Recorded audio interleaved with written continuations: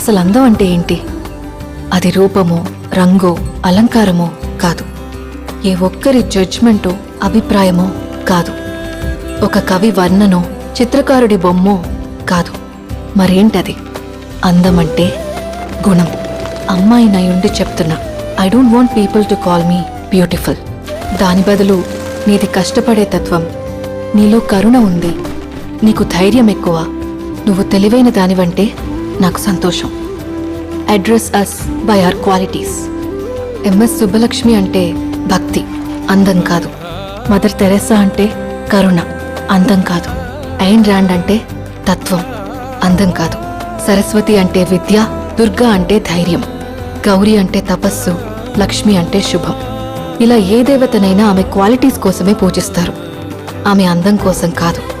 నీ గుణాలే నీ సంతకమవుతాయి, నీ అందం కాదు.